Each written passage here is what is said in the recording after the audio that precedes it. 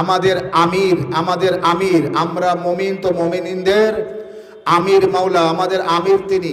তানার জন্ম আল্লাহর পবিত্র ঘরে, আল্লাহর পবিত্র ঘর বাইতুল মুকাদ্দাসে হযরতে মারিয়াম থাকতেন। যে মারিয়ামের সন্তান ঈসা পয়দা হওয়ার সময় হলো, তো আল্লাহ বলে, হে মারিয়াম তুমি এখান থেকে দূরে সরে যাও, এখানে তোমার বাচ্চা ভূমিষ্ঠ হবে না। আর ফাতমা বিনতে আসাদের সন্তান ভূমিষ্ঠ হওয়ার সময় হলো, তো ঘর থেকে আল্লাহ ডেকে নিল, হে ফাতমা বিনতে আসাদ আমার ঘরে এসো। একজনকে নিজের ঘর থেকে দূরে যেতে বলছে আল্লাহ, আর একজনকে নিজের ঘরে আসতে বলছে আল্লাহ। এর মধ্যে রহস্য আছে, এর মধ্যে কারণ আছে। আমি আপনাদেরকে বলেছি, দেখুন মাওলা আলী আলাইহিস সালামরা চার ভাই, আলী আলাইহিস সালামরা চার ভাই। আলী আলাইহিস সালামের পিতা হযরতে আবু তালিব আলাইহিস সালাম।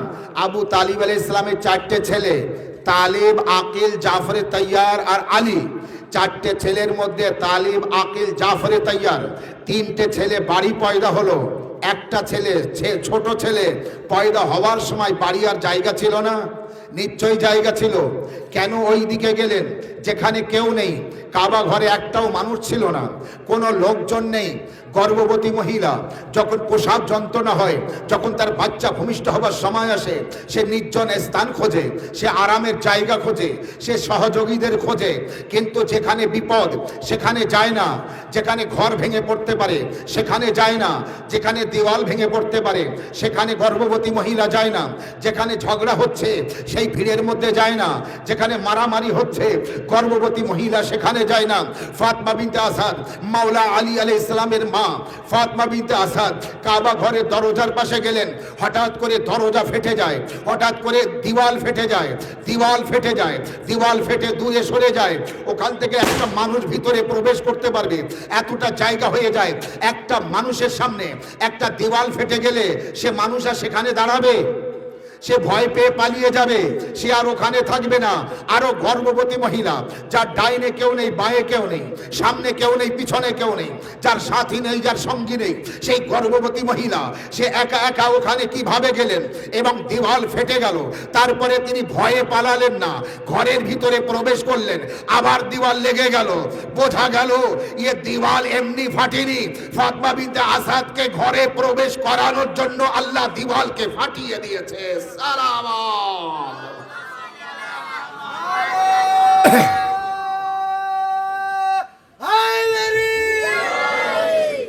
ফাতমা বিনতে আসাদকে কাবা ঘরের মধ্যে প্রবেশ করানোর জন্য আল্লাহ দেওয়াল ফাটিয়ে দরজা তৈরি করে দিয়েছে।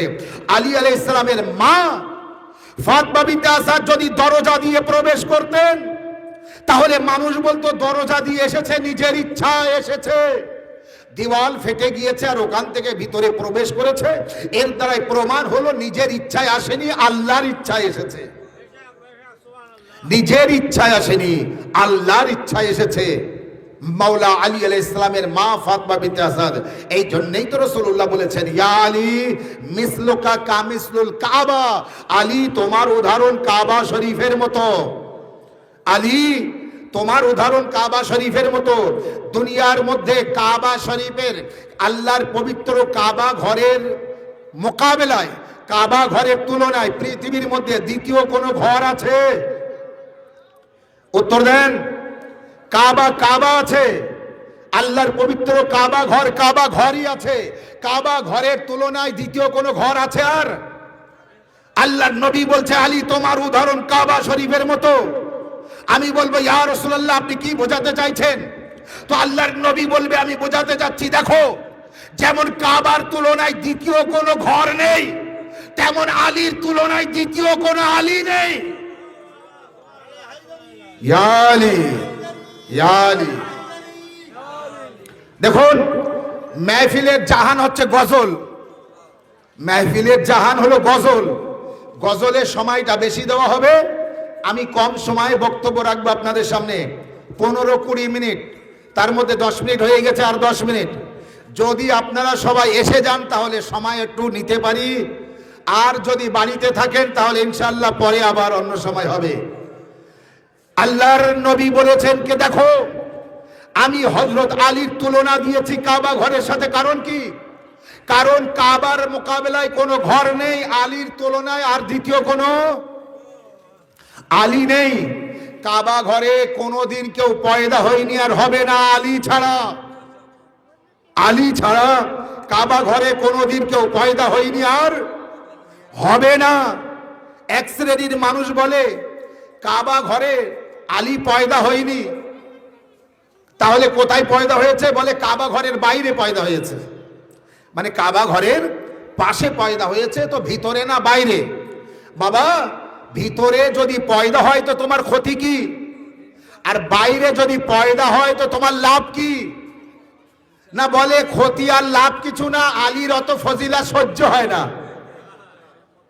আলীর অত ফজিলত, আলীর অত কারামতি সহ্য হয় না। আমি বললাম কতটা ফজিলত জানেন?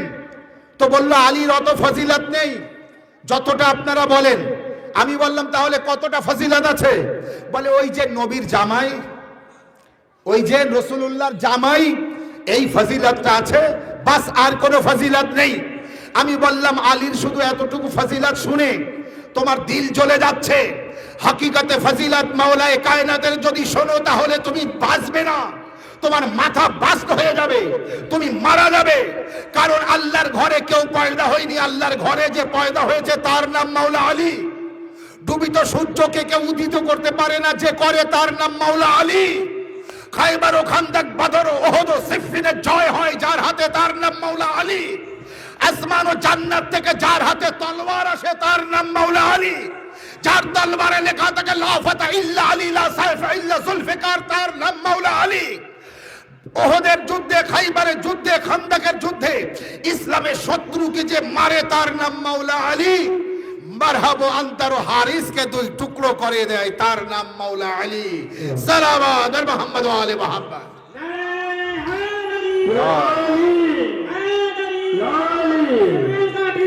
আলী আলী আলী আলী আলী, মাশাআল্লাহ মাশাআল্লাহ।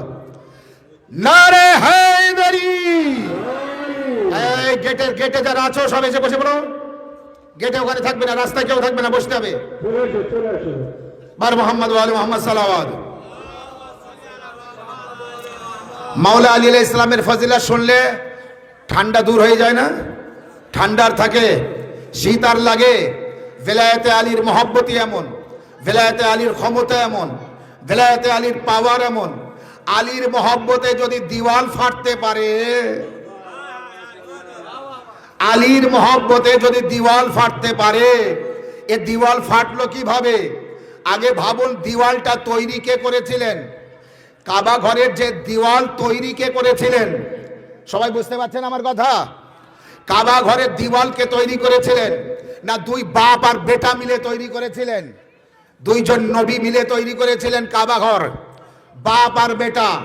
এই বাচ্চারা শোনো, কাবা ঘর কোনোদিন প্রশ্ন হবে উত্তর দিতে পারবে না, কলমও পাবে না। আজকের কলম কালকের বড় বড় কিছু পাবে। কাবা ঘরের দিওয়াল তৈরি করেছে বাপ আর বেটা মিলে। যদি প্রশ্ন করা হয় কাবা ঘরের দিওয়াল তৈরি করেছে কজন মিলে, তো আপনি বলবেন চাচা আর ভাইপো মিলে। সালাওয়াত মুহাম্মদ ওয়া আলি মুহাম্মদ।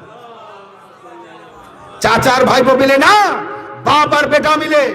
দুইজন নবী, ইব্রাহিম আর ইসমাইল আলাইহিস সালাম। হযরতে ইব্রাহিম আর হযরতে ইসমাইল আলাইহিস সালাম এই বাপ আর বেটা মিলে কাবা ঘর তৈরি করেছিলেন। সেই কাবা ঘরের দেওয়াল তৈরি করার সময় ইব্রাহিম আলাইহিস সালাম পাথরগুলি সাজিয়ে রাখছে আর ইসমাইল আলাইহিস সালাম পাথর খুঁটে খুঁটে আনছে। কিন্তু বলা হচ্ছে ইসমাইল আলাইহিস সালাম যখন একটা একটা করে পাথর খুঁটে খুঁটে আনে, তখন কিন্তু কিছু কিছু পাথর ইসমাইল আলাইহিস সালাম হাতে তোলার পরে দেখতেন, আর দেখার পরে কিছু পাথর ছুঁড়ে ফেলে দিতেন, কিছু পাথর রেখে দিতেন, কিছু পাথর ছুঁড়ে ফেলে দিতেন, কিছু পাথর হাতে রেখে দিতেন, কিছু পাথর ছুঁড়ে ফেলে দিতেন, কিছু পাথর হাতে রেখে দিতেন। রাখা পাথরগুলি বাপের হাতে দিতেন, বাপ সেই পাথরগুলি কাবা ঘরের দিওয়াল তৈরি করতেন। আমি বলবো, হে ইসমাইল আলাইহিস সালাম, আপনি যে পাথরগুলি হাতে তুলে ফেলে দিয়েছিলেন, এগুলি কেন ফেলে দিলেন? তো ইসমাইল আলাইহিস সালাম বললেন, তুমি জানো না, আমি পাথর তুলে দেখছিলাম কোন পাথরের মধ্যে বেলায়েতে আলী আছে, কোন পাথরের মধ্যে আলীর মহব্বত আছে। যে পাথরের মধ্যে আলীর মহব্বত নেই ছুঁড়ে ফেলছিলাম, যে পাথরে আলীর মহব্বত আছে হাতে নিচ্ছিলাম, কারণ এই পাথর দিয়ে তো আমি দেওয়াল তৈরি করব। যদি আলীর মহব্বত না থাকে তো যেদিন আলীর মা ফাতেমা বিনতে আসাদ আলীকে গর্বে করে নিয়ে আসবে, এই দেওয়াল আলীর মহব্বতে ফেটে তার মাকে ভিতরে প্রবেশ করার সুযোগ করে দেবে। সালাম ইয়া আলী, ইয়া আলী।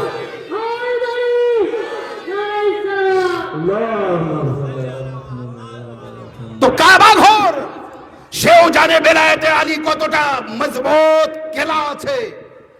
বেলায়েতে আলী একটি দুর্গ আছে। আল্লাহ নবী বলেছেন যে এই দুর্গের মধ্যে প্রবেশ করলো সে আমার আযাব থেকে রক্ষা পেল। আলীর মহব্বত, আলীর ভালোবাসা। তো বোঝা গেল কাবা ঘরের দেওয়াল কেন ফেটে গিয়েছিল। এ দেওয়াল বুঝতে পেরেছিল কে এসেছে, কে এসেছে। দেওয়ালও জানে। শ্রী রামকৃষ্ণের নাম শুনেছেন? কুরুক্ষেত্রের যুদ্ধে শত্রুপক্ষ যখন জিতে যায়, শ্রী রামকৃষ্ণের পক্ষের লোক হেরে যাবে, তার আর হার হবে, তিনি ওই মুহূর্তে একটি নির্জন স্থান গমন করেছিলেন, একটি গভীর আলাদা স্থানে গিয়েছিলেন শ্রী রামকৃষ্ণ। যাবার পরে তিনি ওই সময় জপ করেছিলেন, ফরিয়াদ করেছিলেন। শুনবেন ফরিয়াদটা কি? ফরিয়াদটা শুনবেন কি করেছিলেন?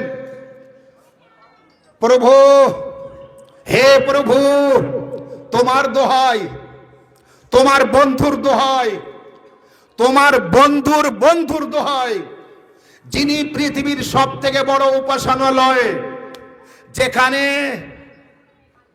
যেখানে কালো পাথর থাকবে সেখানে তিনি অলৌকিক ঘটনা ঘটাইবেন, তার দোহাই, হে প্রভু, এলা এলা এলা। এই হচ্ছিল শ্রী রামকৃষ্ণের দোয়া, প্রার্থনা। অর্থাৎ তিনি বলতে যাচ্ছে, প্রভু আমার যেন জিত হয় তোমার দোহাই, তোমার বন্ধুর দোহাই, অর্থাৎ আমাদের আখিরি নবী, আর তোমার বন্ধুর বন্ধুর দোহাই, অর্থাৎ মাওলা আলী। আবার বলছে তিনি পৃথিবীর সব থেকে বড় উপাসনালয়, পৃথিবীর সব থেকে বড় ইবাদতের জায়গা কোন জায়গা? কাবা ঘর।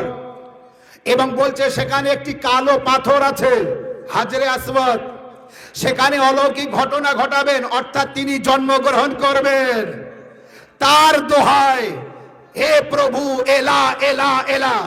আমরা বলি না ইয়া আলী মদদ, ইয়া আলী মদদ, ইয়া আলী মদদ। শ্রী রামকৃষ্ণ ইব্রানি ভাষায় বলছে ইয়া আলী মদদ, ইয়া আলী মদদ, ইয়া আলী মদদ।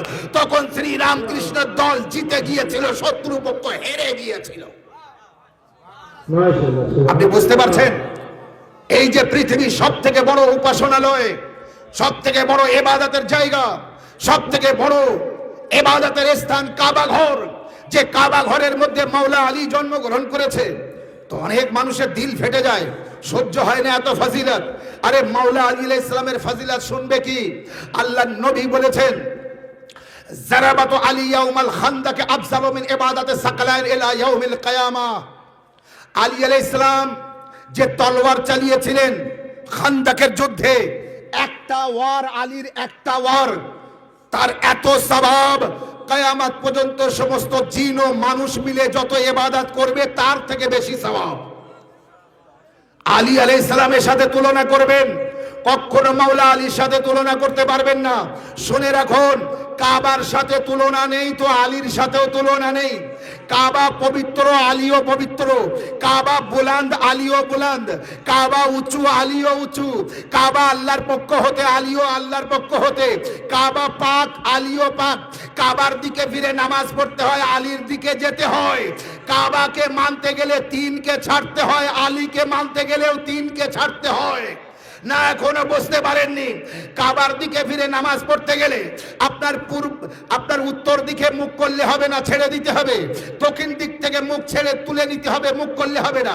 পূর্ব দিকে মুখ করলে হবে না, মানে তিনটে দিক ছেড়ে একটা দিকে মুখ করলে তারপরে ইবাদত। অনুরূপ মাওলা আলীকে মানতে গেলে তিনকে ছেড়ে মানতে হবে, তারপরে হবে ঈমান। সালাওয়াত আলা মুহাম্মদ ওয়া আলি মুহাম্মদ। নারায়ে হায়দারি। অত সহজ না মাওলা আলী আলাইহিস সালামকে মানা। আল্লাহ নবী পরিষ্কার বলেছেন, আলী কোরআনের সাথে কোরআন আলীর সাথে, আলী হকের সাথে হক আলীর সাথে, আলীর সাথে আমার ঐরূপ সম্পর্ক যেমন হারুন ও মুসার। আলী যদি না হতো মুমিন আর মুনাফিক চেনা যেত না। আলী যদি না হতো মুমিন আর মুনাফিক চেনা যেত না। ইয়া আলী হুব্বুকাল ঈমান, আলী তোমার ভালোবাসা ঈমান। ইয়া আলী বুগযুকা নিফাক, আলী তোমার সাথে দুশমনী মুনাফিকের পরিচয়। মানে বোঝা গেল হযরত আলী আলাইহিস সালামের কারণে, আলী আলাইহিস সালামের নাম, আলী আলাইহিস সালামের ফজিলতের কারণে মুমিন আর মুনাফিককে আমরা চিনতে পারি। আজও পর্যন্ত দুনিয়ার মধ্যে এক শ্রেণীর মানুষ আছে যারা মাওলা আলীর ফজিলত সহ্য করতে পারে না। যেখানে আলী আলী হবে সেখানে যেতে চায় না, যেখানে আলী আলী হবে সেখানে সে যাবে না। কারণ যেখানে যেখানে আলী আলী হবে সে আলী আলী হওয়ার জায়গা নাপাক জায়গা, সেরে কি হচ্ছে, অপবিত্র হয়ে গিয়েছে। আলী আলী করা যাবে না, আলী আলী করনেওয়ালার পাশে যাওয়া যাবে না। যেখানে আলী আলী হবে সেখানে যাওয়া যাবে না। আমি বলবো তাহলে কি করবে, কোথায় যাবে? ইবাদত কোন দিকে ফিরে করবে আর হজ কোথায় করবে? ইবাদত কোন দিকে ফিরে করবে আর হজ কোথায় করবে? ইবাদত যেখানে করতে যাও, হজ যেখানে করতে যাও, সেটাও আলী আলাইহিস সালামের জন্মগ্রহণ করার জায়গা।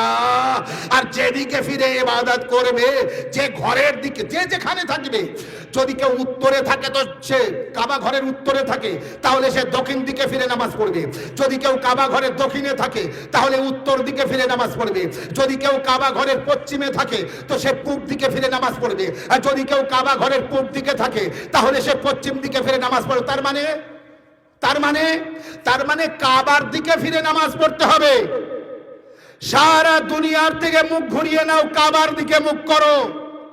কাবার আলীর মধ্যে পার্থক্য এই, কাবায় যেতে গেলে পাক হতে হয়, আলীকে মানতে গেলে মুমিন হতে হয়। নাপাক ব্যক্তি কাবায় যেতে পারবে না। যে মুমিন না সে মাওলা আলীকে ভালোবাসতে পারবে না, যে মুমিন না সে মাওলা আলী আলাইহিস সালামকে মানতে পারবে না। এই জন্য আলী আলাইহিস সালামের ফজিলত আল্লাহ কোরআন পাকের মধ্যে 500-র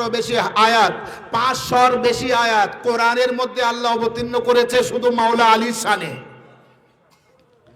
শুধু মাওলা আলীর শানে। 500 আয়াতের বেশি আয়াত মাওলা আলীর শানে কোরআনের মধ্যে। তার মানে কোরআন পড়লে আলী আলী, কোরআন দেখলেও আলী আলী, কোরআন শুনলেও আলী আলী। মানে কোরআনের মধ্যেও আল্লাহ আলী আলী করছে, নবী তার জবানে আলী আলী করছে, মুমিনিনরা নিজের মাহফিলে আলী আলী করছে। এটাই তো ইসলাম, এটাই তো শরিয়ত, এটাই তো মাযহাব যেটা আমাদের শিখিয়েছে। তো হাদিসের মধ্যে কি আছে? ইয়া আলী আনতা বিমানজিলাতি হারুন মিন মুসা ইল্লা নাবিয়্যা মিন বাদি। আলী তোমার সাথে আমার ওই রূপ সম্পর্ক যেমন হারুন ও মুসার, কিন্তু আমার পরে কোনো নবী নেই। আমি বলবো আপনাদের, কেউ কেউ বলে আলী আলাইহিস সালাম বড় না, অন্য কারোর নাম নিয়ে বলে তিনি বড়। যার নাম নিচ্ছে আমি তার নাম নিতে চাই না। আচ্ছা বলুন তো, তাকে বড় করে আলীকে ছোট করে লাভ কি? তাকে বড় করে আলীকে ছোট করে লাভ কি? তবে শুনুন, একটা মুরগি হাতির সাথে তুলনা করলে করা যায়, একটা সাইকেল ট্রেনের সাথে তুলনা হয়। তোর সাইকেলটা না ওর সাইকেলের মতো, তোর গরুটা ওর গরুর মতো, তোর এই গাছটা ওর গাছের মতো, তোর জমিটা ওর জমির মতো, তোর বাড়িটা ওর বাড়ির মতো। এসব তুলনা হয় না? হয় না। তুলনা করতে গেলেও ব্রেন থাকার দরকার আছে। কার সাথে কার তুলনা করা যায়? সবার সাথে সবার তুলনা করা যায় না। আহলে বায়তের দরজা ছেড়ে সাকিফা ওয়ালদের দরজায় যাওয়ার কারণে মাওলা আলীর সাথে এমন ব্যক্তির তুলনা করছে, আলীর নামের মানে কি আর তার নামের মানে কি? আল্লাহু আকবার। আমি তার নাম নিতে চাচ্ছি না, আপনারা বুঝতে পেরেছেন কার সাথে কার তুলনা করতে চায় মানুষ। শুনে রাখুন, মাওলা আলী আলাইহিস সালামের সাথে কারো তুলনা করবেন না। কারণ যার সম্পর্কে রাসূলুল্লাহ নিজেই বলেছেন, যখন মসজিদের ভিতরে 400-র বেশি ব্যক্তি ছিল, আল্লাহর তরফ থেকে নির্দেশ এসেছিল, হে আমার হাবিব, মুমিনদের মধ্যে তুমি এক অপরের ভাই ভাই বানিয়ে দাও। তো আল্লাহর রাসূল বলেছিলেন, শোনো, তোমরা দুজন, তুমি আর তুমি ভাই ভাই, তুমি আর তুমি ভাই ভাই, তুমি আর তুমি ভাই ভাই, তুমি আর তুমি ভাই ভাই, এইভাবে 400-র মতো সাহাবায়ে কেরামদের এক অপরের সাথে ভাই ভাই বানিয়ে দিলেন, এক অপরের সাথে ভাই ভাই বানিয়ে দিলেন। কেউ বাদ নেই, কিন্তু আমি কারোর নাম নিচ্ছি না, কিন্তু যাদের নাম নিচ্ছি না আর আপনার মাথায় আসছে তাদের তাদের ভাই ভাই বানিয়ে দিয়েছে। রাসূলুল্লাহ নিজের ভাই কাউকে বানাননি, মাওলা আলী আলাইহিস সালামও নিজের আলী আলাইহিস সালামের ভাই কাউকে বানাননি। সবাই আলী আলাইহিস সালামের দিকে দেখছে, দেখার পরে ঠাট্টার ছলনায় দেখছে, দেখার পরে সবার মুখে হাসি আসছে। ওই দেখো দেখো রাসূলুল্লাহ আমাদের ভাই ভাই বানিয়ে দিয়েছে। আলীর সাথে কারোর ভাই বানাবে এমন পাইনি। দেখুন, আলীকে ছোট করলে তো সেখান সেই জামানার মানুষদেরও আনন্দ হতো, আজকেরও কিছু মানুষদের আনন্দ হয়। তাই এরা বলে আলী বড় না অমুক বড়।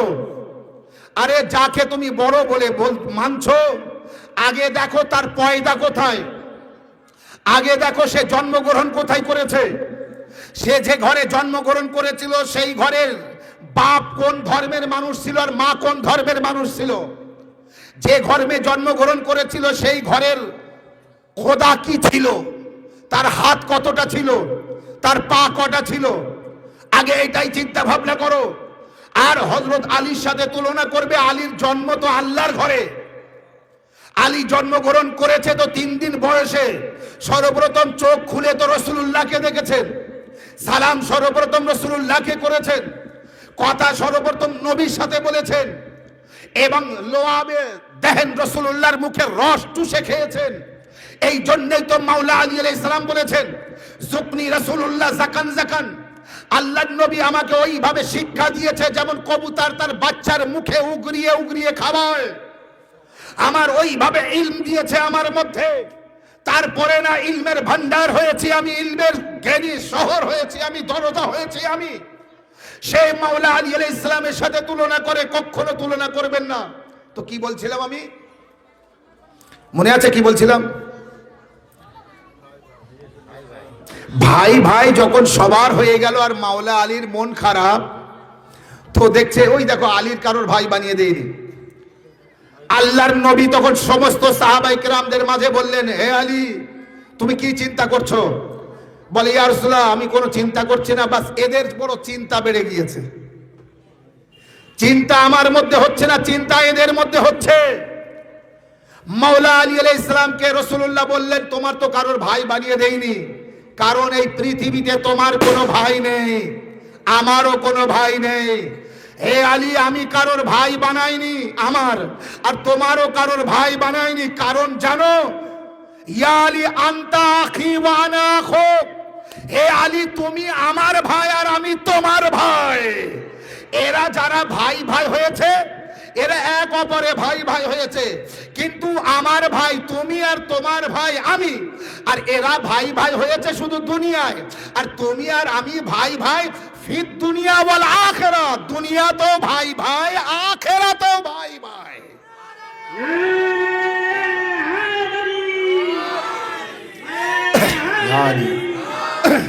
আমরা এ আলী তুমি আর আমি দুজনে ভাই ভাই, দুনিয়াতেও আখিরাতেও, মানে দুনিয়ায় তোমার আর আমার আলাদা কোনো ভাই নেই। পৃথিবীর মানুষ তাহলে শুনলেন, লাইভ চলছে আমার আজকের মাহফিল, সবাই শুনুন আর বুঝুন। নবীর ভাই আলী আর আলীর ভাই নবী, কিন্তু আলী আলাইহিস সালামের জীবনে কোনোদিন শোনা যায়নি যে আলী আলাইহিস সালাম বলেছেন নবী আমার ভাই, নবী বলেছেন আলী আমার ভাই, কিন্তু আলী আলাইহিস সালাম কখনো নবীকে ভাই বলে ডাকেননি, বলে ডেকেছেন ইয়া রাসূলুল্লাহ, ইয়া নবী আল্লাহ, ইয়া হাবিব আল্লাহ। যারে ভাই বলেছে সে ভাই না বলে, যারে ভাই বলেনি সে বলে আমার বড় ভাই, সেই বলে আমার বড় ভাই। এ বড় ভাইয়ের শিক্ষা তো পেয়েছে সাকিফা থেকে। আহলে বাইত আলাইহিস সালামের দৌরে যদি আসতো, আহলে বাইত আলাইহিস সালামকে যেভাবে মানার সেইভাবে যদি মানতো, তাহলে এইভাবে রাসূলুল্লাহকে ভাই বলতো না। আল্লাহর নবী কি বলেছেন? আনা ওয়া আলিউন মিন নূরিন ওয়াহিদ, আমি আর আলী একই নূরের সৃষ্টি। দুজন দুনিয়ায় এসেছেন দুইটি তারিখে, দুইটি দিনে, দুইটি সময়, কিন্তু দুজন এক অপরের ভাই ভাই, দুজন একই নূরের। এ নূর আলাদা, একই নূর থেকে আল্লাহ নূরে মুস্তাফাও তৈরি করেছে, নূরে মুর্তজাও তৈরি করেছে। সেই নূরের মেহফিল আজ সুন্দরিয়া গ্রামে। আমি বলবো আপনারা যারা যুবকেরা বিশেষ করে সবাই এসে গিয়েছেন, সুন্দরিয়া গ্রামবাসী এসে গিয়েছেন, সুন্দরিয়ার পেশ ইমাম এসে গিয়েছে, মাওলানা সাহেবরাও এসে গিয়েছেন। আমি তানাদের কাছে মাইক দেবো। বাস মেহফিলের জাহান হলো গজল, শের শায়রি। শের শায়রির ভিতরে আপনারা থাকবেন। বা শুধু আমার আগে পড়ার কারণ আরেক জায়গায় মেহফিল আছে, আমি সেখানে চলে যাব, এই জন্যে আমি আজকের আগে পড়েছি। আসুন আল্লাহ তাআলার কাছে দোয়া করি, পরবর্তীকালে আমাদের মেহফিলকে কবুল করে নিও। কোনটা?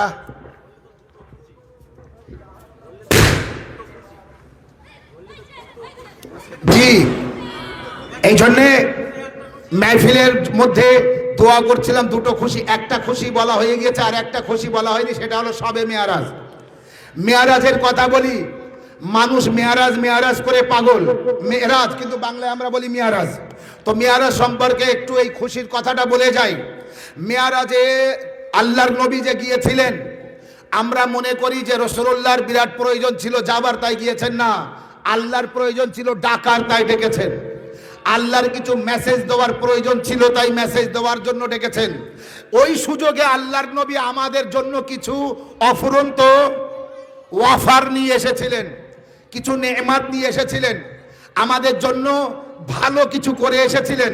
কি ভালো? অনেক ভালো। তার ভিতরে যেমন আগেকার জামানার নবীদের যুগের, কোন নবীর যুগের উম্মতিদের নিয়ম ছিল একটা কাপড় নাপাক হলে পুরো কাপড় বাদ। আমাদের নবী বললেন, আল্লাহ আমার উম্মতিদের থেকে এই কষ্টটা তুলে নিতে হবে, তারা পারবে না, খুব কষ্ট করে আমাকে না দেখে আমার প্রতি ঈমান আনবে, আমার কলেমা পড়বে।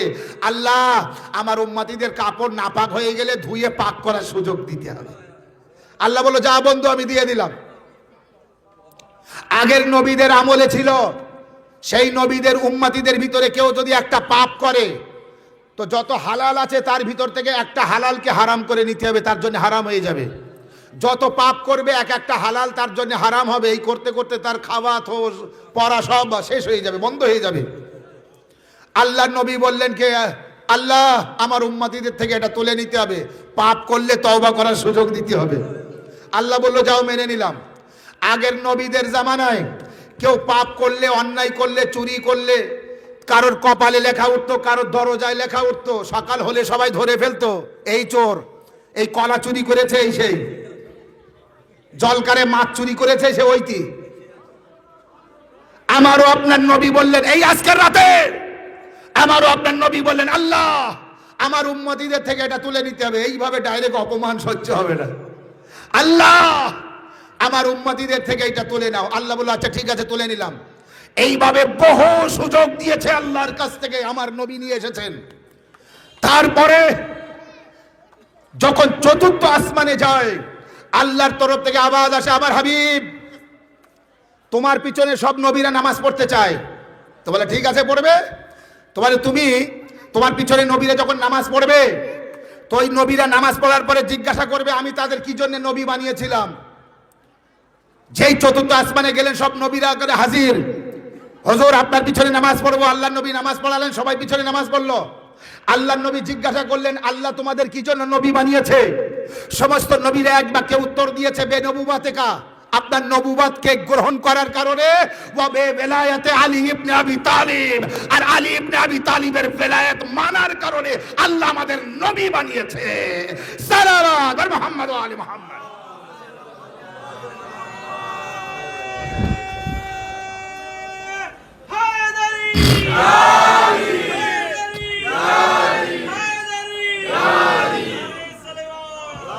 এ লোক মেয়ারাজ মেয়ারাজ করে, মেয়ারাজের আলা আসল রহস্য জানে না, মেয়ারাজের আসল রহস্য জানে না। মেয়ারাজের আসল রহস্যই এখান থেকে শুরু হবে। আল্লাহর সাথে কথা হবে, মাঝখানে পর্দা থাকবে, ওদিক থেকে হাত আসবে, এসব আসল রহস্য মেয়ারাজের। নবীর চেনা চেনা আওয়াজ লাগবে, চেনা চেনা হাত লাগবে, এই হচ্ছে বেলায়েত।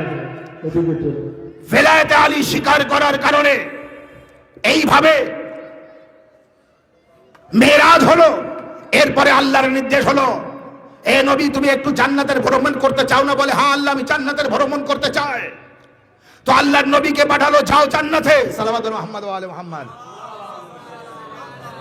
আরেকবার সালাওয়াত মুহাম্মদ ওয়া আলি মুহাম্মদ। আরেকবার জোরে সালাওয়াত। তো হে নবী, বাস আমি শেষ করবো। হে নবী তুমি জান্নাতে যাও, জান্নাতে ভ্রমণ করো। আল্লাহর নবী জান্নাতের ভিতরে গেলেন, জান্নাতের দৌড়া করলেন। শোনেন আমাদের, জান্নাতের দৌড়া করলেন, জান্নাতের ভ্রমণ করলেন। জান্নাতের ভ্রমণ করতে করতে তুবা নামক গাছে গেলেন। সেই গাছে একটি ফল ছিল, সেই ফলটি আল্লাহর নির্দেশ হলো, হে নবী ওই ফলটি তুমি ছিঁড়ে নাও। আর ছিঁড়ে নেওয়ার পরে ওই ফল জমিনে যাওয়ার পরে আধগানা তোমার স্ত্রী খাদিজাকে খেতে দেবে, আধগানা তুমি খাবে। 40 দিন ও রাত ইবাদত করবে, তারপরে তোমার স্ত্রীর গর্ভে ফাতেমা আসবে। অর্থাৎ আল্লাহ মেরাজে ডেকেছে তার নবীকে দুটো উদ্দেশ্য বিশেষ করে, একটি হলো বেলায়েতে আলী আর একটি হলো ফাতেমাকে আনতে যাওয়া।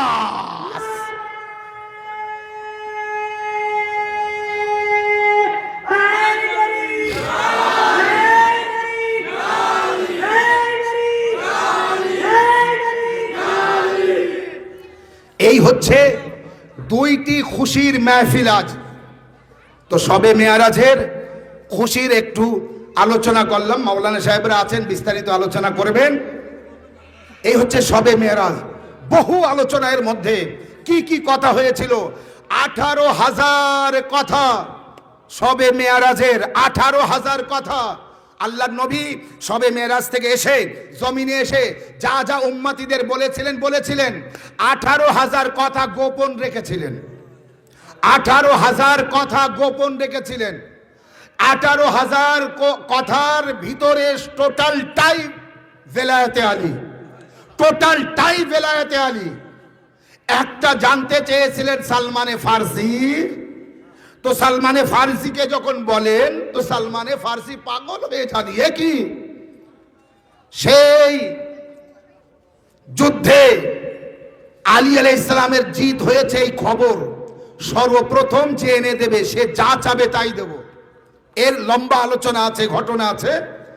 তো এই হচ্ছে একটি শুনতে পেয়েছিলেন, তাও মাওলা আলী আলাইহিস সালাম বলে দিয়েছিলেন যে যাও নবীর কাছে তুমি চাও। কে? আপনি তো বলেছিলেন, তাহলে সে যা চাবে তাই দেবেন। তো আমি তো বলেছি আলীর জয় হয়েছে, আলী খাইবারের দরজা হাতে করে উপড়ে এনেছে, আলীর জয় হয়েছে এই খবর দিয়েছি। আলীর পা, আলী খাইবারের দরজা হাতে করে রেখেছে। তো আল্লাহ নবী বললেন যে দেখো আলীর পা মাটির উপরে আছে, যে দেখলেন। এরপরে মাওলা আলী বললেন যাও যাও চাই, যে বলো বলো, আপনি যে বলেছিলেন সেটা দাও। তো এবার নবী বললেন তুমি কি চাও? আর আমি আর আপনি হলেই তো বলতাম আগেই যে জান্নাত চাই, তারপরে বলতাম কোটি 5 টাকা চাই, 5 কোটি টাকা চাই, আর মনকারী সোনা চাই, আর জান্নাত চাই, যেন আমি এই এলাকার জমিগুলো সব আমার মালিক হই, আর বড় বাড়ি হবে, গাড়ি হবে, এটা হবে, ওইটা হবে। কিন্তু সালমানে ফার্সি চুপচাপ চিন্তা করছিলেন কি চাই। মাওলা আলী ইশারা করে ডাকলেন, ডাকার পরে বললেন বলো মেয়ারাজে যে তোমার সাথে আল্লাহর কথা হয়েছিল ওর ভিতর থেকে একটা কথা বলো। আলী আলাইহিস সালাম কিভাবে জানলেন আল্লাহর নবীর কথা কি হয়েছিল? আল্লাহর সাথে আর নবীর কি কথা হয়েছিল মাওলা আলী কিভাবে জানলেন? সেখানে ছিলেন তারপরে না বলতে পারলেন? সেখানে ছিলেন তারপরে বলতে পারলেন? সালমানে ফার্সি রাসূলুল্লাহকে বললেন, তো আল্লাহর নবী বললেন কি জানতে চাও? তো বলে আপনার সাথে যা কথা হয়েছিল তার ভিতর থেকে একটা বলেন। সেই যে আরশে মুআল্লায় আল্লাহর সাথে আপনার যা কথা হয়েছিল একটা কথার একটা গোপন রহস্য আমার সাথে বলে দেন। সালমানে ফার্সি বললেন তাহলে এই পাথরটা তোলা হোক, এই পাথরটা তোলো। সেই পাথরটা তুলতে বললেন। পাথরটা আল্লাহ নবীর ইশারায় সে হাত দিল আর পাথরটা উঠে গেল। ওখান থেকে সরং দেখতে পেল। মাওলা আলী আলাইহিস সালাম কিন্তু দাঁড়িয়ে আছেন, রাসূলুল্লাহ দাঁড়িয়ে আছেন। খিমায় এসে কথা হচ্ছে, তাম্বু যেখানে রাসূলুল্লাহ ছিলেন, মাওলা আলী আলাইহিস সালাম ফিরে এসেছেন সেখানে। যখন ওখান থেকে গেলেন তো সরং দেখতে পেলেন, কুয়া যেভাবে সিঁড়ি এইভাবে সালমানে ফার্সি নিচেই যায়। আবার উপরে আসে, লম্বা ঘটনা, নিচেই যায়, আবার উপরে আসে, নিচেই যায়, আবার উপরে আসে, 7 বার নিচেই যায়, 7 বার উপরে আসে। মাওলা আলী আলাইহিস সালাম বলে, সালমান তুমি উপরে এসে আমাকে কি দেখছো? নিচেই যাও আর উপরে আসো, কি দেখছো? সালমানে ফার্সি বললেন কে, ইয়া আলী আমি ভাবছি নিচেই যেয়ে কাকে দেখছি আর উপরে এসে কাকে দেখছি। বলে কেন? বলে নিচেই যেয়ে দেখছি কি আপনি হাউজে কৌসারের পানি হাতে নিয়ে দাঁড়িয়ে আছেন, উপরে এসেও দেখছি আপনি দাঁড়িয়ে আছেন। ওখানে কোন আলী আর এখানে কোন আলী? তো মেরাজ, ये সবে মেরাজের আসল রহস্য। আল্লাহর কসম, যদি কোন মৌলভী সাহেব ঠিক মতো পড়ে বলতে পারে, সারা রাত পার হয়ে যাবে, ঠান্ডা হেরে যাবে। এ শীত হার মানবে, শীত লাগবে না, ঠান্ডা লাগবে না, খিদেও লাগবে না, রাত কিভাবে পার হয়ে যাবে আমরা নিজেরাই জানতে পারবো না। কসম খোদার, ভেলায়েতে আলীর যে আলোচনা আল্লাহর নবীর মধ্যে হয়েছিল, সব আলোচনা নবী বলতে পারেননি। যেমন মাওলা আলী আলাইহিস সালাম বলেছিলেন, যেভাবে সামান্দারে, যেভাবে নদীতে ঢেউ বয়ে যায়, আমার সিনার মধ্যে জ্ঞানের ঢেউ বয়ে যাচ্ছে। আফসোস আমার থেকে কেউ জ্ঞান নিতে পারলো না। তো মাওলা আলী নবীর থেকে সামান্য জ্ঞান যে নেওয়া, সেটা যখন উম্মতে নিতে পারলো না, তো নবী ওই জ্ঞান দিলে নিতে পারতো? এই জন্যে দিতে পারেনি। তাহলে দোয়া করি, এইবার তো ছেড়ে দেবেন। আল্লাহ তাআলার কাছে দোয়া করি, বারবার দেখারা আমাদের এই মাহফিলকে কবুল করে নিও। আল্লাহ সুন্দরিয়া গ্রামবাসী খুব কষ্ট পরিশ্রম করে, যুবক ছেলেরা, ছোট ছোট বাচ্চারা কষ্ট পরিশ্রম করে এত সুন্দর যে মাহফিল করেছে, আল্লাহ তোমার বারগাহে কবুল করে নিও।